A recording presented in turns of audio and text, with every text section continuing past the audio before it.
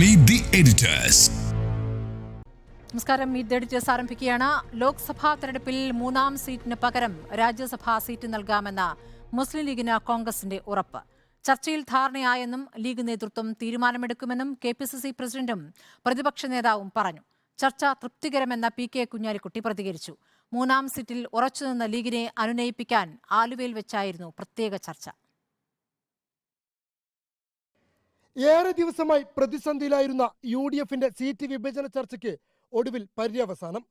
ലോക്സഭാ തെരഞ്ഞെടുപ്പിൽ 3-ാം സീറ്റ് എന്ന ആവശ്യത്തിൽ നിന്ന് മുസ്ലിം ലീഗും ലീഗിന് രാജ്യസഭാ സീറ്റ് നൽകാനാകില്ലെന്ന നിലപാടിൽ നിന്ന് കോൺഗ്രസും വിട്ടുവീഴ്ച ചെയ്തതോടെയാണ് സമവായമുണ്ടായത്. ഉഭയകക്ഷി ചർച്ച തൃപ്തികരമാണെന്നായിരുന്നു ചർച്ചയ്ക്ക് ശേഷം PK കുഞ്ഞാലിക്കുട്ടിയുടെ പ്രതികരണം. ചർച്ചയൊക്കെ എപ്പോഴും പോസിറ്റീവ് തന്നെ, കുഴപ്പങ്ങൾ ഒന്നുമില്ല. 27 കാലത്താണ് ഞങ്ങളുടെ മീറ്റിംഗ് പാണക്കാട് വിളിച്ചിരിക്കുന്നത്. അന്ന് തന്നെ അത് സംബന്ധിച്ചുള്ള കാര്യങ്ങൾ നിങ്ങളോട് പറയാം. ചർച്ചയിൽ ധാരണയായെന്നും ലീഗും കോൺഗ്രസും ഒറ്റക്കെട്ടെന്നും VD സതീശൻ. ഞങ്ങൾ സംതൃപ്തരാണ്, ഞങ്ങൾ രണ്ടു കൂട്ടരും സംതൃപ്തരാണ്. ചർച്ചകൾ പൂർത്തിയാക്കി പുറത്തിറങ്ങിയ ലീഗ് കോൺഗ്രസ് നേതാക്കൾ ചർച്ചയിലെ ധാരണ വ്യക്തമാക്കാൻ തയ്യാറായിരുന്നില്ല. എന്നാൽ ആ suspense KPCC president K Sudhakaran പൊളിച്ചു. ലീഗിന് രാജ്യസഭാ സീറ്റ് ഓഫർ ചെയ്തുവെന്ന് K സുധാകരൻ. രാജ്യസഭാ സീറ്റ് കിട്ടിയാൽ അവർ എടുക്കുമെങ്കിൽ അവർക്കത് കൊടുക്കാം. അത് അവർ ഓക്കെ പറഞ്ഞില്ല. അതും അവർ തങ്ങളുമായി സംസാരിച്ചതിന് ശേഷമേ അവർ ഞങ്ങൾക്ക് മറുപടി പറയുള്ളൂ. അങ്ങനെ വരുവാണെങ്കിൽ ഞങ്ങൾ ഓൾ ഇന്ത്യ കമ്മിറ്റിയുടെ പെർമിഷനോടുകൂടി we will consider that. Rajya Sabha seat വിട്ടുകൊടുക്കേണ്ടി വന്നെങ്കിലും ലീഗിനെ പിണക്കാതെ ഉഭയകക്ഷി ചർച്ച പൂർത്തിയാക്കാനായതിൽ കോൺഗ്രസിന് ആശ്വസിക്കാം.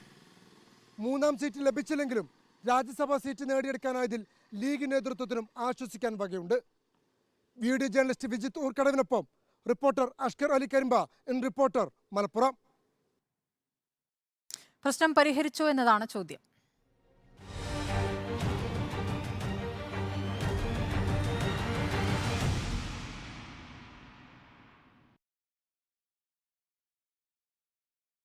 പ്രേക്ഷകർ ഇപ്പോൾ എന്നെയും ഉണ്ണിബാലകൃഷ്ണനെയും മാത്രമേ സ്റ്റുഡിയോയിൽ കാണുന്നുള്ളൂ. ഞങ്ങൾ മാത്രമുള്ള ഒരു ചർച്ചയാണോ എന്ന് സ്വാഭാവികമായും സംശയിച്ചേക്കാം. പക്ഷെ അങ്ങനെയല്ല. ഇനിയുള്ള വരും ദിവസങ്ങളിലും ഇങ്ങനെ സ്റ്റുഡിയോയിൽ 2 പേരൊക്കെ ആയിരിക്കും. പക്ഷേ പുറത്ത് ഇപ്പോൾ തിരഞ്ഞെടുപ്പ് വരികയാണല്ലോ. അപ്പോൾ പ്രത്യേക പരിപാടികൾ ഞങ്ങൾ തുടങ്ങുകയാണ്. പുറത്തുനിന്ന് ബാക്കിയുള്ളവർ ജോയിൻ ചെയ്യും. ഇന്നിപ്പോൾ ഡോക്ടർ അരുണും ഉണ്ട്, MV നികേഷ് കുമാറും ഉണ്ട്. ആദ്യം ഡോക്ടർ അരുണിലേക്ക് തന്നെ പോവുകയാണ്. പ്രശ്നം പരിഹരിച്ചോ അരുൺ? സ്മൃതി, വളരെ കൗതുകകരമായൊരു കാര്യമാണ്. പ്രശ്നം ഇമ്മീഡിയറ്റ് ആയിട്ട് പരിഹരിച്ചു. അതായത് ഒരു വലിയ ക്രൈസിസിനെ മാനേജ് ചെയ്തു എന്നാണ് ഞാൻ പറയുക. പക്ഷേ ആത്യന്തികമായ പ്രശ്നം പരിഹരിക്കപ്പെടാതെ അവിടെ നിൽക്കുന്നുണ്ട്. എന്തുകൊണ്ടെന്ന് ഞാൻ പറയാം. ഞാൻ ആദ്യം എങ്ങനെയാണ് ഈ പ്രശ്നം പരിഹരിച്ചത് എന്നുള്ളത് നമ്മൾ നോക്കിയാൽ, ഇന്ന് KPCC പ്രസിഡന്റും പ്രതിപക്ഷ നേതാവും ഗസ്റ്റ് ഹൗസിൽ വെച്ച് ലീഗ് പ്രതിനിധികളുമായി നടത്തിയ കൂടിക്കാഴ്ചയിൽ 2 കാര്യങ്ങളാണ് ലീഗിന് മുന്നിൽ വെച്ചത്. അതിലൊന്ന്, എന്തുകൊണ്ടാണ് നിലവിലുള്ള 15 സിറ്റിംഗ് MPമാരും മത്സരിക്കുന്ന സാഹചര്യത്തിൽ ആ സീറ്റുകൾ വിട്ടുനിരാൻ കഴിയാത്തതെന്തുകൊണ്ട് എന്നുള്ളത് ലീഗിനെ ബോധ്യപ്പെടുത്താൻ അവർക്ക് സാധിച്ചു. വയനാട്ടിൽ രാഹുൽ ഗാന്ധി മത്സരിക്കുമെന്ന് പരോക്ഷമായി ഒരു ഉറപ്പുകൂടി ലീഗിന് കൊടുത്തിട്ടുണ്ട് എന്നാണ് ഞാൻ മനസ്സിലാക്കുന്നത്. KPCC പ്രസിഡന്റ് K സുധാകരനും കണ്ണൂരിൽ മത്സരിക്കും എന്ന കാര്യം ലീഗിനെ ബോധ്യപ്പെടുത്തിയപ്പോൾ നിലവിൽ MK രാഘവനെ മാറ്റിയോ KPCC പ്രസിഡന്റിനെ മാറ്റിയോ രാഹുൽ ഗാന്ധിയെ മാറ്റിയോ ഈ 3 സീറ്റുകളിൽ ഏതെങ്കിലും ഒന്ന് ലീഗിന് നൽകുക അസാധ്യമാണ് എന്ന വിവരം ലീഗിനെ ബോധ്യപ്പെടുത്താൻ കോൺഗ്രസ് നേതൃത്വത്തിന് കഴിഞ്ഞിട്ടുണ്ട്. എന്നാൽ രണ്ടാമത്തെ പ്രധാനപ്പെട്ട വിഷയമാണ് പരിഹാരത്തിലേക്ക് നീങ്ങിയത്. നേരത്തെ രാജ്യസഭാ സീറ്റ് വിട്ടുകൊടുക്കില്ല എന്നാണ് കോൺഗ്രസ് അറിയിച്ചിരുന്നത്. അതിനൊരു കാരണവുമുണ്ട്. നിലവിൽ കോൺഗ്രസ് രാജ്യസഭാ സീറ്റ് വിട്ടുകൊടുത്താൽ 2 ലീഗ് സീറ്റുകളും 1 കോൺഗ്രസ് സീറ്റും എന്ന നിലയിലേക്ക് രാജ്യസഭയിലെ കേരളത്തിൽ നിന്നുള്ള കോൺഗ്രസിന്റെയും ലീഗിന്റെയും അനുപാതം മാറും. അത് കോൺഗ്രസ് ആഗ്രഹിക്കുന്നുണ്ടായിരുന്നില്ല. പക്ഷേ ഇത്തരത്തിലൊരു ക്രൈസിസ് മാനേജ് ചെയ്യാൻ അടുത്ത വരുന്ന ഒഴിവിലേക്ക് രാജ്യസഭാ സീറ്റ് കൊടുക്കുന്നു. എന്നാൽ അതിനു പകരമായി ഒരു കാര്യം കൂടി പറഞ്ഞിട്ടുണ്ട് കോൺഗ്രസ് എന്നാണ് ഞാൻ മനസ്സിലാക്കുന്നത്. 2026 കഴിയുമ്പോഴേക്കും അബ്ദുൽ വഹാബ് MP രാജ്യസഭാ സീറ്റിന്റെ കാലാവധി കഴിഞ്ഞ് പുറത്തു വരും.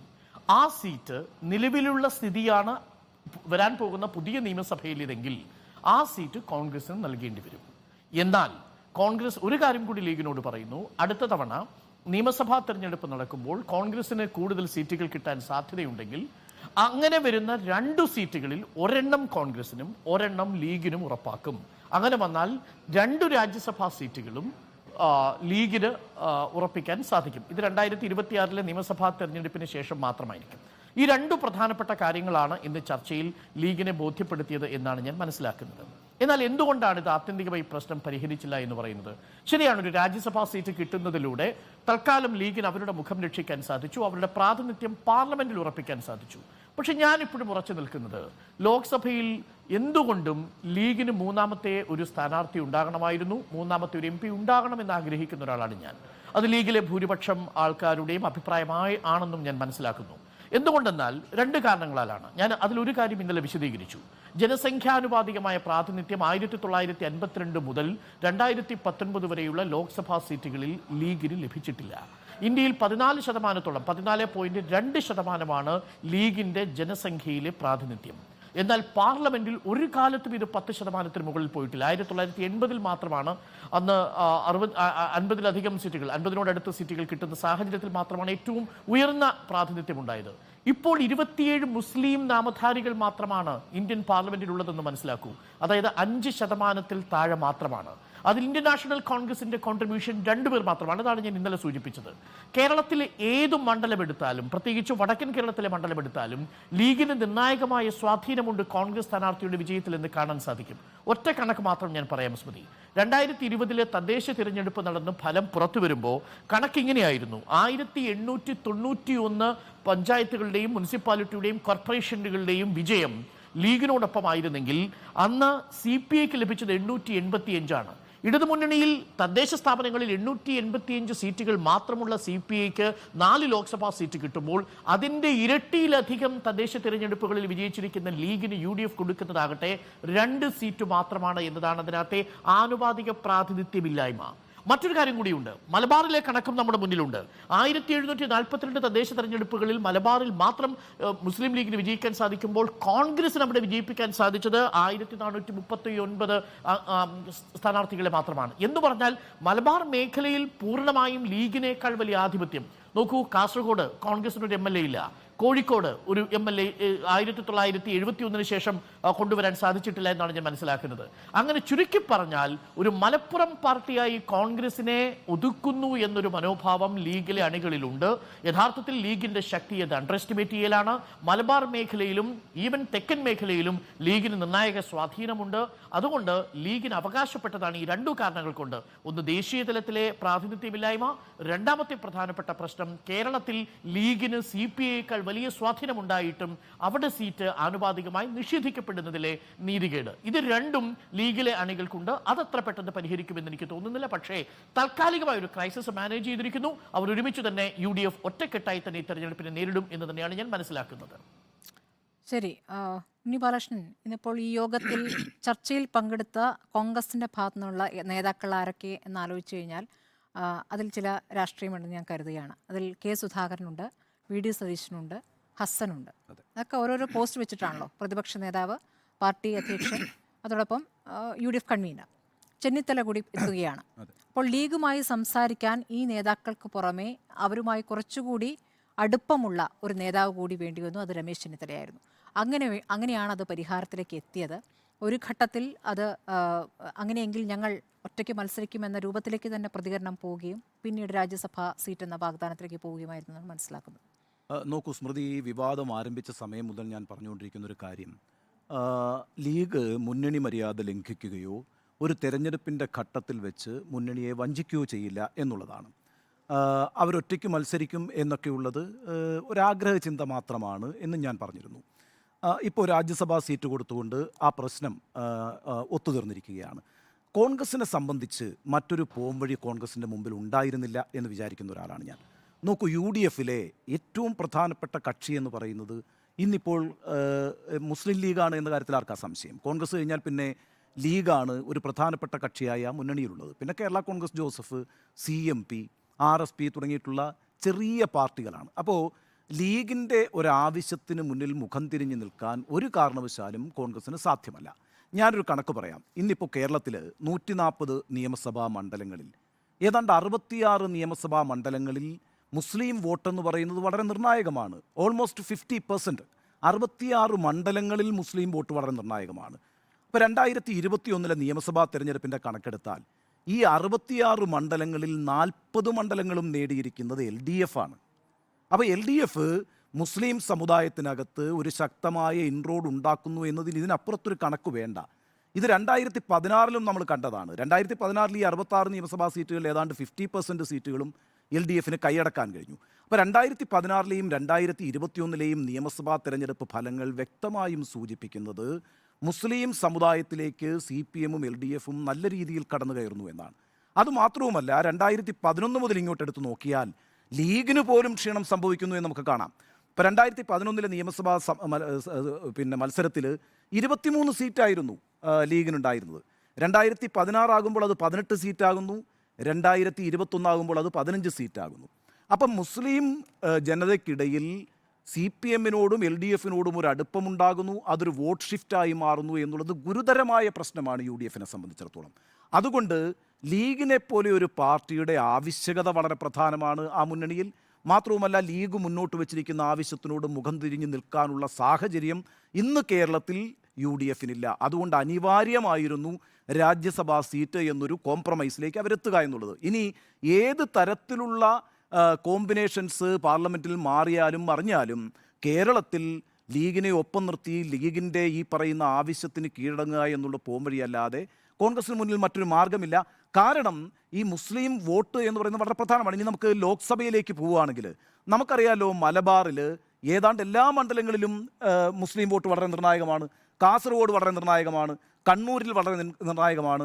വയനാട്ടിൽ രാഹുൽ ഗാന്ധിയെ ജയിപ്പിക്കുന്നത് തന്നെ മുസ്ലിം വോട്ടാണ്.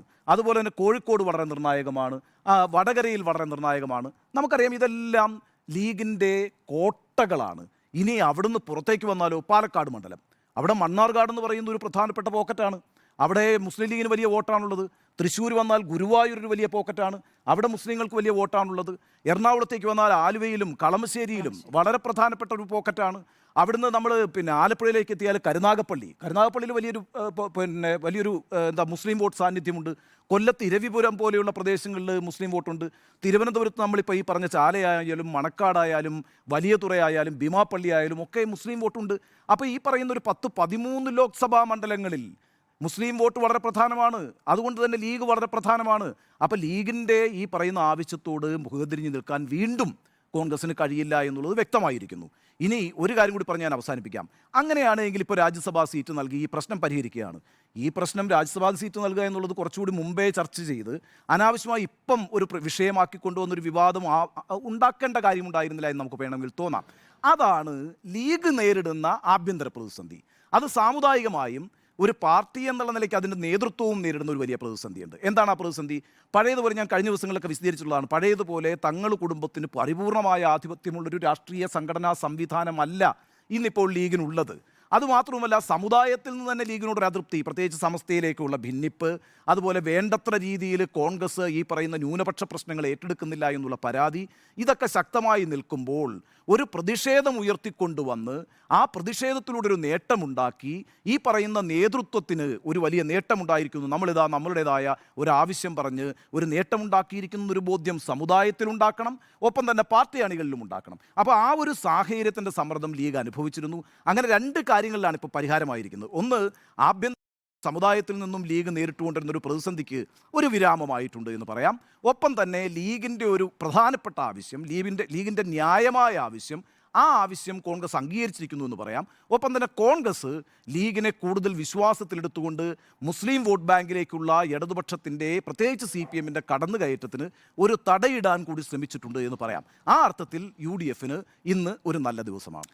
ശരി, എൻ്റെ അഭിപ്രായത്തിൽ ഈ വിഷയം ഇപ്പോൾ ഇവിടെ തൽക്കാലം പരിഹരിച്ചിരിക്കുന്നു എന്നുള്ളത് തന്നെയാണ്. പരിഹരിക്കുമ്പോൾ കോൺഗ്രസ് വിട്ടുവീഴ്ച ചെയ്യേണ്ടി വന്നു കോൺഗ്രസിന് എന്നുള്ളതാണ് യാഥാർത്ഥ്യം. നമുക്കറിയാം, ഈ 3-ാം സീറ്റ് എന്ന ആവശ്യം ലീഗ് ആദ്യം വലിയ ഉറപ്പിച്ച് മുന്നോട്ട് വെച്ച ഒരു ആവശ്യമായിരുന്നില്ല. സാധാരണഗതിയിൽ മാധ്യമങ്ങൾ ചോദിക്കുന്നു, അപ്പോൾ PK കുഞ്ഞാലിക്കുട്ടി പറയുന്നു 3-നും 4-നും ഒക്കെ ഞങ്ങൾക്ക് അർഹതയുണ്ടല്ലോ എന്നൊരു പതിവ് പ്രതികരണമാണ് അദ്ദേഹം നടത്തിയത്. നമ്മളും ആദ്യം ഗൗരവത്തിലെടുത്തില്ല. പക്ഷേ എന്താണ്, കുറച്ചു കഴിഞ്ഞപ്പോഴേക്കും ലീഗിന് 3-ാം സീറ്റ് ഇല്ല എന്നൊരു കോൺഗ്രസിൻ്റെ നിലപാട് പുറത്തേക്ക് വരികയാണ്. അതായത് ചർച്ച കൂടാതെ കോൺഗ്രസ് അങ്ങനെ ഏകപക്ഷീയമായ ഒരു തീരുമാനമെടുക്കുന്നു.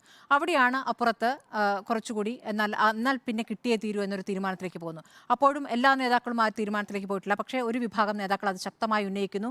അത് അണികൾക്കിടയിലേക്ക് താഴേക്ക് ഇറങ്ങി ചെല്ലുമ്പോൾ താഴെത്തട്ടിൽ അത് വലിയ ആവശ്യമായി മുന്നോട്ട് വയ്ക്കുന്നു. എത്ര കാലമായി എല്ലാ തവണയും ലീഗ് എപ്പോഴും ഒത്തുതീർപ്പിന് തയ്യാറാകുന്നു. അങ്ങനെ പരിഹരിച്ച് ഒത്തുതീർപ്പ് രാഷ്ട്രീയം മാത്രമായി ലീഗ് മുന്നോട്ട് പോകണ്ട എന്നുള്ള അണികളുടെ വികാരം, പ്രവർത്തകരുടെ വികാരം അത് മാനിച്ചേ പറ്റൂ എന്നൊരു അവസ്ഥയിലേക്ക് വരുന്നു. അങ്ങനെ സാദിഖ് അലി തങ്ങൾ, പാണക്കാട് തങ്ങൾ പറയുകയാണ് ഇത് ശക്തമായ നിലപാടായി മുന്നോട്ട് വയ്ക്കണമെന്ന്. അങ്ങനെയാണ് ഈ 3-ാം സീറ്റ് എന്ന ആവശ്യത്തിൽ ഉറച്ചു നിന്നുകൊണ്ട് ഇന്നിപ്പോൾ യോഗത്തിലേക്ക് കയറുമ്പോൾ പോലും ഇടിയുടെ പ്രതികരണം നമ്മൾ കണ്ടാണ്. നമ്മളോട് അഷ്കറിന് നൽകിയ പ്രതികരണത്തിൽ 3-ാം സീറ്റിൽ ഉറച്ചു തന്നെയാണ് പറഞ്ഞത്. അപ്പോൾ പരിഹരിക്കപ്പെടുന്നത് എങ്ങനെയാണ്? 3-ാം സീറ്റ് എന്ന ആവശ്യം മുന്നോട്ട് വയ്ക്കുന്നു. അപ്പോൾ ഞങ്ങൾക്ക് ഈ 15 സിറ്റിംഗ് സീറ്റിൽ അത് മാറി ചിന്തിക്കാനുള്ള സാഹചര്യം ഇപ്പോഴില്ല എന്ന് കോൺഗ്രസ് അത് മുന്നോട്ട് അവതരിപ്പിക്കുന്നു.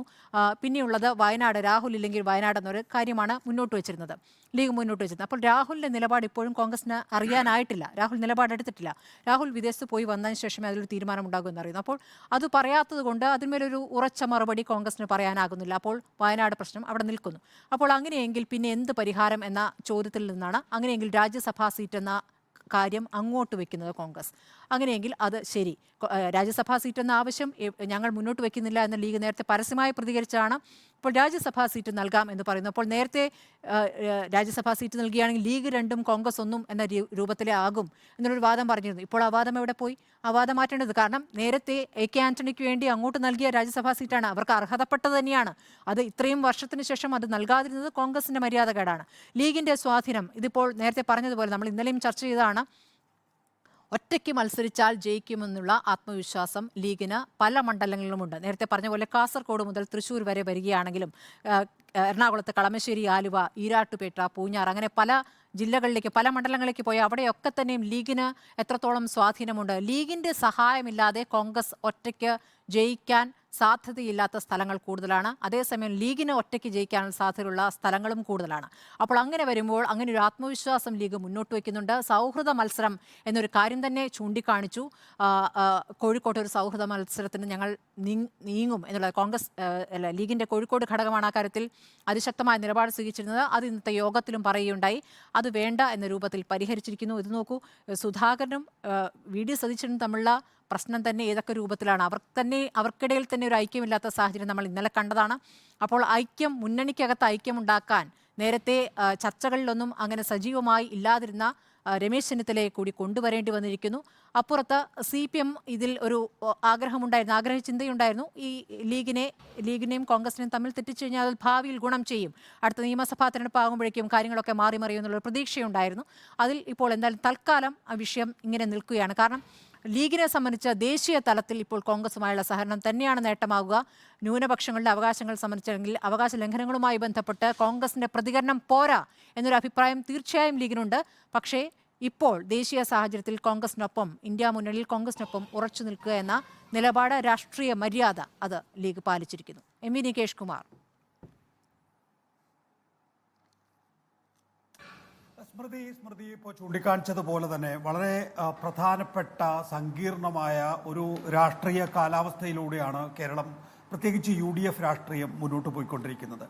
നമ്മൾ കാണേണ്ടത് ഈ ചർച്ചയിൽ മുസ്ലിം ലീഗ് 3-ാം സീറ്റ് ആവശ്യപ്പെടുമ്പോൾ 3-ാം സീറ്റ് ലീഗ് കടുംപിടുത്തം പിടിക്കുകയാണ് എങ്കിൽ അത് ലോക്സഭാ സീറ്റ് ആണെങ്കിൽ തന്നെയും UDFനെ സംബന്ധിച്ചിടത്തോളം, പ്രത്യേകിച്ച് അതിന് നേതൃത്വം നൽകുന്ന കോൺഗ്രസിനെ സംബന്ധിച്ചിടത്തോളം അത് നൽകേണ്ടി വരും എന്ന കാര്യത്തിൽ ഈ പാനലിൽ ഇരിക്കുന്ന ആർക്കെങ്കിലും സംശയമുണ്ടാകുമെന്ന് എനിക്ക് തോന്നുന്നില്ല. പക്ഷേ ലീഗ് ഒരു കോംപ്രമൈസ് ഫോർമുലയിലേക്ക് എത്തുകയാണ് ചെയ്തിട്ടുള്ളത്, രാജ്യസഭാ സീറ്റ് എന്ന കോംപ്രമൈസ് ഫോർമുലയിലേക്ക്. അതിന് പ്രധാനപ്പെട്ട കാരണം എന്ന് പറയുന്നത് ലോക്സഭയിൽ ഇപ്പോൾ 19 സീറ്റുകളും സിറ്റിംഗ് സീറ്റുകളാണ്. മുസ്ലിം ലീഗ് ആവശ്യപ്പെടുന്ന വയനാട് രാഹുൽ ഗാന്ധി മത്സരിച്ച് ജയിച്ചിട്ടുള്ള സീറ്റാണ്. രാഹുൽ ഗാന്ധി മത്സരിക്കുന്നുണ്ടോ ഇല്ലയോ എന്നത് സംബന്ധിച്ച തീരുമാനം അവസാന ഘട്ടത്തിലേ ഉണ്ടാകൂ എന്നുള്ളത് കൊണ്ട് തന്നെ ആ സീറ്റിന് ക്ലെയിം ചെയ്യേണ്ടതില്ല എന്ന് മുസ്ലിം ലീഗ് നേരത്തെ തന്നെ തീരുമാനിച്ചിട്ടുണ്ട്. രണ്ടാമത്തേത് കോഴിക്കോടാണ്. നോക്കൂ, അതും സിറ്റിംഗ് സീറ്റാണ്. ആ സിറ്റിംഗ് സീറ്റ് ആവശ്യപ്പെടുമ്പോൾ കോൺഗ്രസിൻ്റെ കേഡറുകളിൽ നിന്നുണ്ടാകുന്ന സ്വാഭാവികമായിട്ടുള്ള എതിർപ്പ് അതൊരുപക്ഷെ മലപ്പുറത്തെയും പൊന്നാനിയിലെയും വിജയസാധ്യതയെ പോലും ബാധിച്ചേക്കാം എന്നുള്ള സംശയം ലീഗിനെ സംബന്ധിച്ചിടത്തോളം ഉണ്ട്.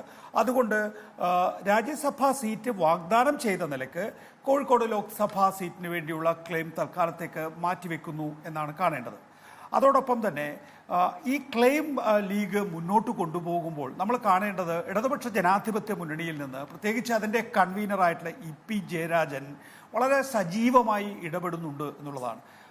ഒറ്റയ്ക്ക് മത്സരിച്ചാൽ ലീഗിന് ഇപ്പോഴുള്ളതിനേക്കാൾ സീറ്റ് കിട്ടും എന്നാണ് ഇ.പി. ജയരാജൻ തുടർച്ചയായി പറഞ്ഞുകൊണ്ടിരുന്നത്.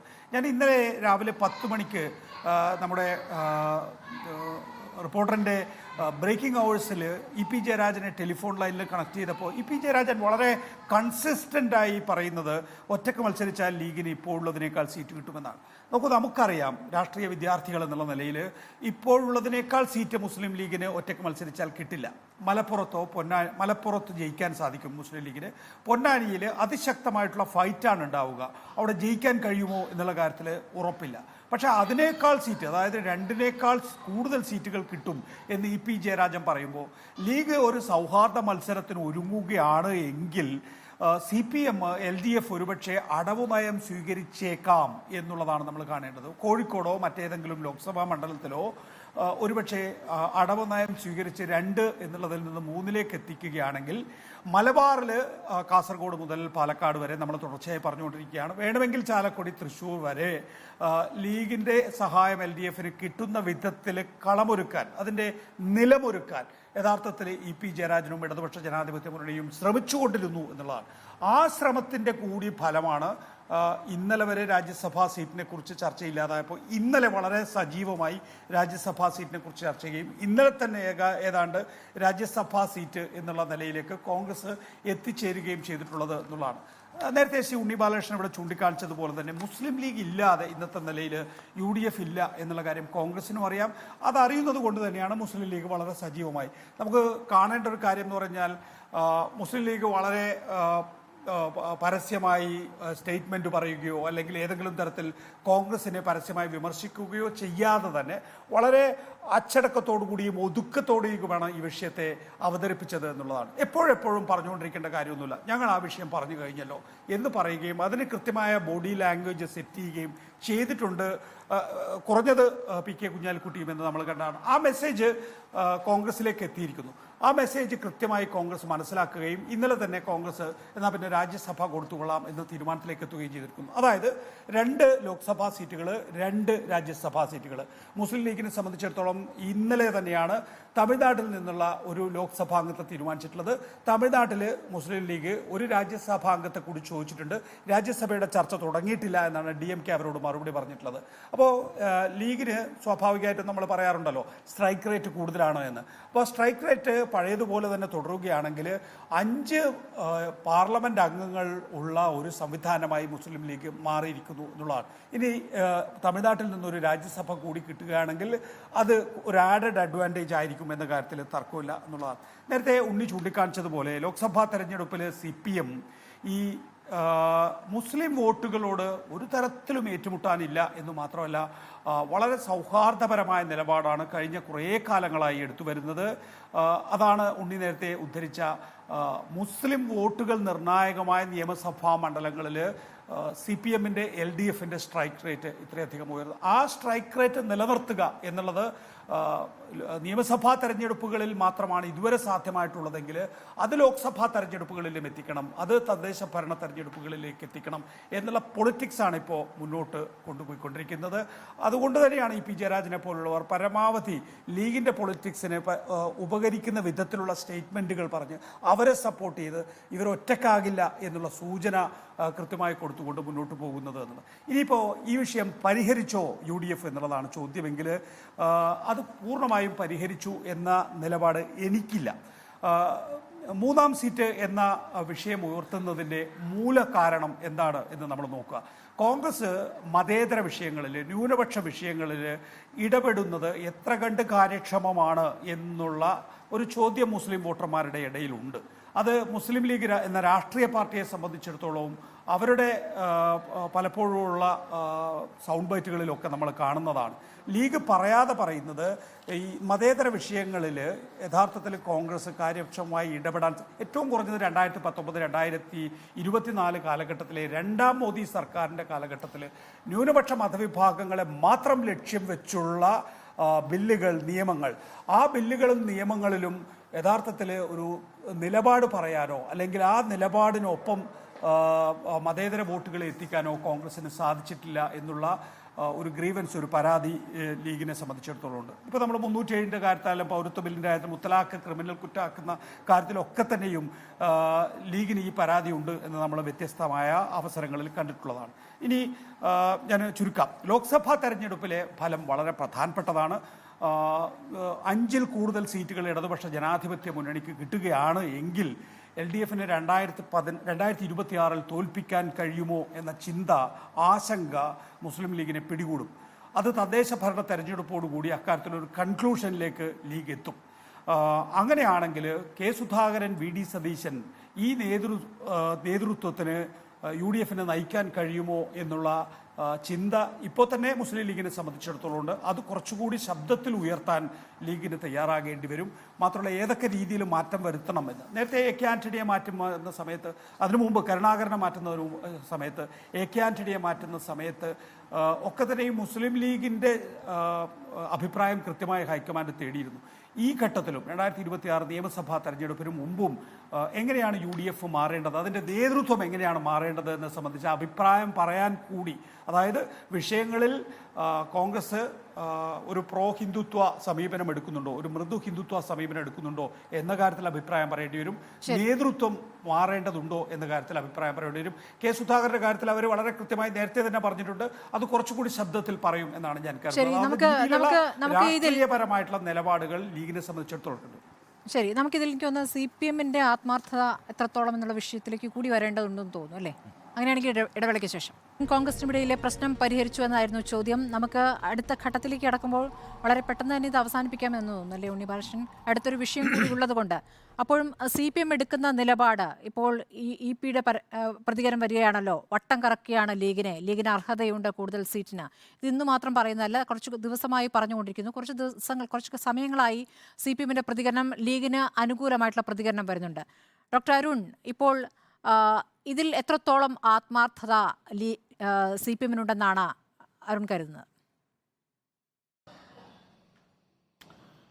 നിശ്ചയമായും ലീഗിൻ്റെ അണികളെ ഒപ്പം കൂട്ടുക എന്നതാണ് കാലങ്ങളായി CPMന്റെയും ഇടതുമുന്നണിയുടെയും ആഗ്രഹം. ഏതെങ്കിലും തരത്തിൽ UDFിൽ നിന്ന് ലീഗിനെ അടർത്തി മാറ്റി അതിനെ നേതാക്കൾക്കൊപ്പം LDFിലേക്ക് കൊണ്ടുവരിക എന്നത് CPMന്റെ പ്രഖ്യാപിതമായിട്ടുള്ളൊരു മുന്നണി നയമോ അതല്ലെങ്കിൽ CPMന്റെ ഒരു പാർട്ടി നയമോ അല്ല എന്നാണ് ഞാൻ മനസ്സിലാക്കുന്നത്. എന്നാൽ അതേസമയം മുസ്ലിം ന്യൂനപക്ഷ വിഷയങ്ങളിൽ ഇടപെട്ടുകൊണ്ട് ന്യൂനപക്ഷ വോട്ടർമാർക്കിടയിൽ, ന്യൂനപക്ഷ മതവിശ്വാസികൾക്കിടയിൽ ഒരു പിന്തുണയാർജിക്കാൻ CPMന് സാധിച്ചിട്ടുണ്ട് എന്നത് ചുരുങ്ങിയ പക്ഷം തൊട്ടു മുമ്പ് നടന്ന 3-4 സമ്മേളനങ്ങളിലൂടെ നമുക്ക് ബോധ്യപ്പെട്ടതാണ്.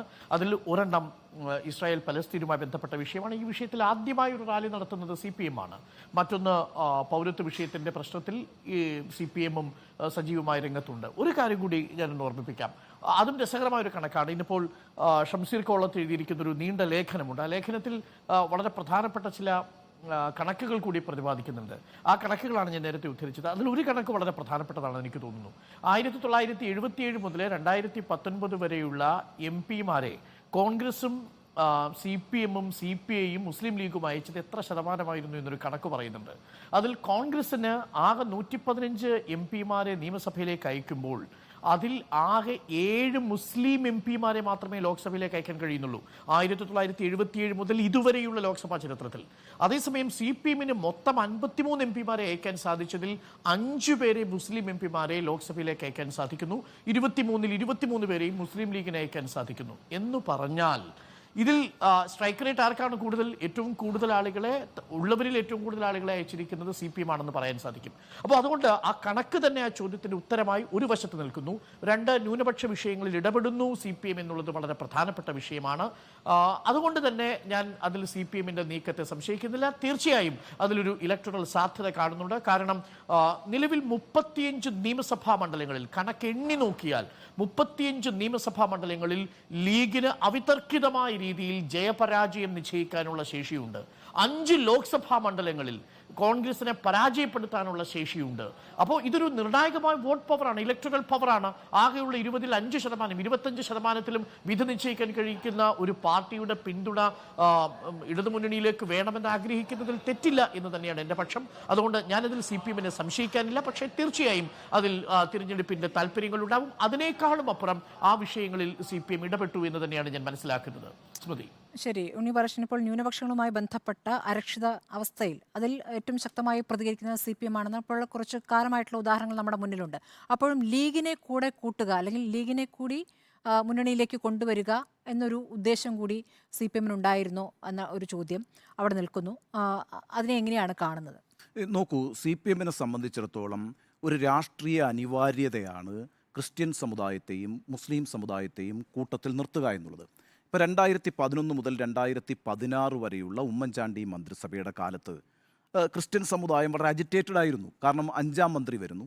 5-ാം മന്ത്രി വരുന്ന സമയത്ത് ഈ ക്രിസ്ത്യൻ സമുദായത്തെക്കാൾ വലിയ പ്രാധാന്യത്തോടുകൂടി ലീഗിന് UDFൽ പരിഗണന കിട്ടുന്നു. UDFൽ എപ്പോഴും ലീഗിൻ്റെ ആധിപത്യമാണ് എന്നുള്ളതിനകത്ത് സഭകൾക്ക് തന്നെ വലിയ വിയോജിപ്പുണ്ടായിരുന്നു. KCBC അടക്കമുള്ള സഭകളൊക്കെ അക്കാര്യത്തിൽ വലിയ വിയോജിപ്പുകൾ പറഞ്ഞിട്ടുണ്ട്. അപ്പോൾ 2016ലേക്ക് വരുമ്പോൾ സ്വാഭാവികമായിട്ടും ആ ഒരു വികാരം ക്രിസ്തീയ സമുദായത്തിൽ ഉണ്ടാവുകയും അവർ ഒരു നല്ല ശതമാനം ആളുകൾ LDFനൊപ്പം ഷിഫ്റ്റ് ചെയ്യുകയും ചെയ്തിട്ടുണ്ട് ആ വോട്ട്. അതിനോടൊപ്പം തന്നെ നേരത്തെ അരുണും നികേഷും ഒക്കെ സൂചിപ്പിച്ചതുപോലെ ഈ ന്യൂനപക്ഷ വിഷയങ്ങളുമായി ബന്ധപ്പെട്ട് ഇടതുപക്ഷം പ്രത്യേകിച്ച് CPM എടുക്കുന്ന സമീപനങ്ങളോട് ഒരു താല്പര്യം മുസ്ലിം വിഭാഗത്തിനുമുണ്ടായി. വേണ്ടത്ര രീതിയിൽ കോൺഗ്രസ് ആ വിഷയങ്ങളിൽ പ്രതികരിക്കുന്നില്ല, ആ സമരങ്ങൾ ഏറ്റെടുക്കുന്നില്ല എന്നൊരു തോന്നലുണ്ടായി. അപ്പം ഈ 2 സമുദായങ്ങളും ഒരുപോലെ ഒരു നല്ല വിഭാഗം ഈ 2 സമുദായങ്ങളിൽ നിന്നും LDFന് അനുകൂലമായി 2016ലും 2021ലും ഷിഫ്റ്റ് ചെയ്തിട്ടുണ്ട്. അതിൻ്റെ ഗുണമാണ് ഏതാണ്ട് 99 സീറ്റ് വരെയുള്ള LDFൻ്റെ വളർച്ച എന്ന് പറയുന്നത്. അപ്പോൾ ആ സമുദായ സമവാക്യത്തെ നിലനിർത്തുക എന്നുള്ളത് LDFനെ സംബന്ധിച്ചിടത്തോളം CPMനെ സംബന്ധിച്ചിടത്തോളം ഒരു രാഷ്ട്രീയ അനിവാര്യതയാണ്. അതുകൊണ്ടാണ് എപ്പോഴും EP ജയരാജൻ പറഞ്ഞുകൊണ്ടിരിക്കുന്നത്, പ്രോത്സാഹിപ്പിച്ചുകൊണ്ടിരിക്കുന്നത് ഈ പറയുന്ന ലീഗിന് വേണമെങ്കിൽ ഒറ്റയ്ക്ക് നിന്നാൽ കൂടുതൽ സീറ്റ് കിട്ടും, അല്ലെങ്കിൽ ലീഗ് പുറത്തേക്ക് വന്ന് മത്സരിക്കട്ടെ എന്നൊക്കെയുള്ള ആഗ്രഹങ്ങൾ പല രാഷ്ട്രീയ നേതാക്കളും CPM നേതാക്കളും ഒക്കെ അവതരിപ്പിക്കുന്നത് ആ സമുദായത്തെ എപ്പോഴും ഒരു സോഫ്റ്റ് കോർണറിൽ നിർത്താനുള്ള ശ്രമം തന്നെയാണ്. അതിനൊരു രാഷ്ട്രീയ ലക്ഷ്യമുണ്ട്, ഒരു തിരഞ്ഞെടുപ്പ് ലക്ഷ്യമുണ്ട്.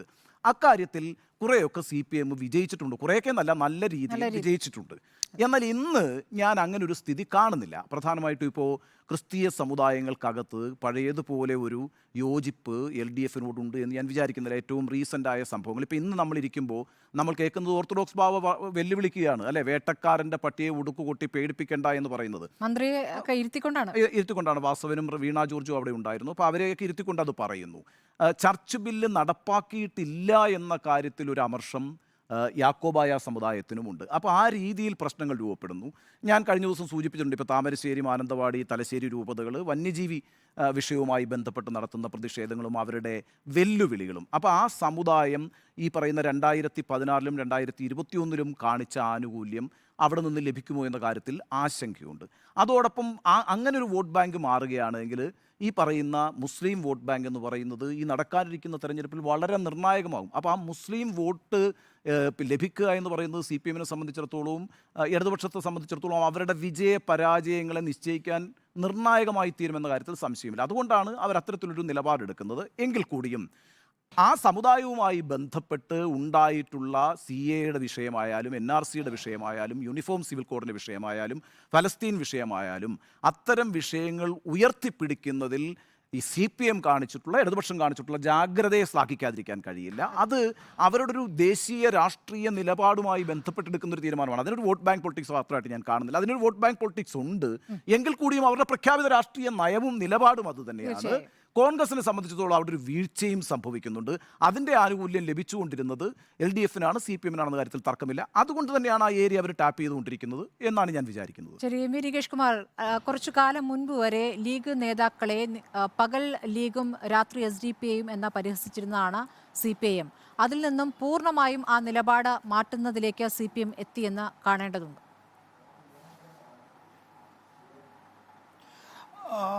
ലീഗുമായിട്ടുള്ള സംഘടനാപരമായ ഏറ്റുമുട്ടൽ CPM-ന് തുടരാതിരിക്കാൻ കഴിയില്ല. നോക്കൂ, ഇവിടെ സ്മൃതി ചോദിക്കുന്ന ചോദ്യം വളരെ പ്രധാനപ്പെട്ടതാണ്. CPM-ന് ലീഗിനോട് ആത്മാർത്ഥതയുണ്ടോ എന്നുള്ളത്. നോക്കൂ, CPM ഇപ്പോഴും മുസ്ലിം ലീഗിനെ ഒപ്പം കൂട്ടാൻ തയ്യാറായി എന്നൊന്നും ഞാൻ വിശ്വസിക്കുന്നില്ല. ന്യൂനപക്ഷ വോട്ടുകൾ ആകർഷിക്കുന്ന രീതിയിൽ മതേതര നിലപാട് CPM എടുക്കുന്നുണ്ട്. അത് നമ്മൾ നേരത്തെ ആദ്യഘട്ടത്തിൽ വിശകലനം ചെയ്തു കഴിഞ്ഞിരിക്കുന്നു. രണ്ടാം ഘട്ടം എന്ന് പറയുന്നത്, അതായത് നമ്മളിപ്പോൾ ചർച്ച ചെയ്യുന്ന വിഷയത്തിൽ ആത്മാർത്ഥതയുണ്ടോ ലീഗിനെ മുന്നണിയിൽ എടുക്കുന്ന വിഷയം എന്നുള്ളത്, ലീഗിൻ്റെ ഈ സംഘടനാ രംഗത്തുള്ള ലീഗ് നേതാക്കന്മാരെ, ലീഗ് പ്രവർത്തകരെ വിടുക. ഇപ്പോൾ ഒരു ലീഗിനോട് ചാഞ്ഞു നിൽക്കുന്ന ന്യൂനപക്ഷ വോട്ടുകളുണ്ടല്ലോ, അവരെ സംബന്ധിച്ചിടത്തോളം ലീഗിൻ്റെ കോണി ചിഹ്നം നിങ്ങളുടെ ബാലറ്റ് പേപ്പറിൽ ഇല്ലെങ്കിൽ സെക്കൻഡ് ഓപ്ഷൻ ഏതാണ് എന്നുള്ള ചോദ്യം വരികയാണ്. ആ സെക്കൻഡ് ഓപ്ഷൻ കോൺഗ്രസ് ആണോ അതോ LDF ആണോ? അത് LDF ആണ് എന്നുള്ള തോന്നൽ ഉണ്ടാക്കുന്നതിന് വേണ്ടിയിട്ടാണ് ഇപ്പോൾ സജീവമായി CPM ഈ ലീഗിന് അർഹതയുണ്ടല്ലോ, ലീഗ് ഒറ്റയ്ക്ക് മത്സരിച്ചാൽ നേരത്തെ ഉള്ളതിനേക്കാൾ സീറ്റ് കിട്ടും എന്നൊക്കെയുള്ള ഒരു ഒപ്പം ചേർന്ന് നിന്നുകൊണ്ടുള്ള പ്രസ്താവനകൾ ഒരു കാരണവശാലും ലീഗിനെ ക്ഷീണിപ്പിക്കുകയോ അല്ലെങ്കിൽ ഏതെങ്കിലും തരത്തിൽ അകറ്റി നിർത്തുകയോ ചെയ്യാതിരിക്കുക. എന്നിട്ട് ആ ഒരു സൗഹാർദ്ദ നിലപാടിൽ നിന്നുകൊണ്ട് ലീഗിൻ്റെ കോടി ചിഹ്നമില്ലാത്ത ഇടങ്ങളിൽ പരമാവധി ഇടതുപക്ഷ ജനാധിപത്യ മുന്നണിയിലേക്ക് വോട്ടുകൾ ആകർഷിക്കുക. ഇതാണ് ഇപ്പോഴത്തെ നയം എന്നാണ് ഞാൻ വിശ്വസിക്കുന്നത്. അല്ലാതെ ഏതെങ്കിലും തരത്തിൽ, മാത്രമല്ല ഇടതുപക്ഷ ജനാധിപത്യ മുന്നണിയിൽ യഥാർത്ഥത്തിൽ ലീഗിന് സ്പേസ് ഉണ്ടോ? അവിടെ CPI ഉണ്ട്, കേരള കോൺഗ്രസ് M ഉണ്ട്, 11 രാഷ്ട്രീയ പാർട്ടികളുള്ള മുന്നണിയാണ് LDF എന്ന് പറയുന്നത്. അവിടെ വളരെ എളുപ്പത്തിൽ കുറേ ലോക്സഭാ സീറ്റുകളും കുറേ തദ്ദേശ ഭരണ തെരഞ്ഞെടുപ്പ് സീറ്റുകളും കുറേ നിയമസഭാ സീറ്റുകളും കൊടുത്ത് ലീഗിനെ അക്കോമഡേറ്റ് ചെയ്യാൻ കഴിയുന്ന രീതിയിലുള്ള സ്പേസ് യഥാർത്ഥത്തിൽ ഇല്ല എന്ന് വിചാരിക്കുന്നു. ഈ തെരഞ്ഞെടുപ്പ് ഘട്ടത്തിൽ, എന്തായാലും ലോക്സഭാ തെരഞ്ഞെടുപ്പ് ഘട്ടത്തിൽ അത്തരമൊരു ആലോചന ഇല്ലാത്തതിനാൽ തന്നെ ആ കാര്യത്തിൽ നമുക്ക് സ്പേസ് ഉണ്ടോ ഇല്ലയോ എന്ന കാര്യത്തിൽ നമുക്ക് തീർപ്പ് കൽപ്പിക്കാനും കഴിയില്ല. അതുകൊണ്ട് ആത്മാർത്ഥത ഉണ്ടോ എന്ന് ചോദിച്ചാൽ അങ്ങനെ ഒരു പ്ലാൻ എന്തായാലും CPM-നെ സംബന്ധിച്ചിടത്തോളം LDF-നെ സംബന്ധിച്ചിടത്തോളം ഇല്ല. ശരി, നമുക്ക് അപ്പോൾ പരിഹരിച്ചോ എന്നുള്ളതായിരുന്നു ചോദ്യം. പരിഹരിച്ചു എന്ന് തന്നെയാണ് നാലുപേരും ഒരുപോലെ അഭിപ്രായപ്പെടുന്നത്.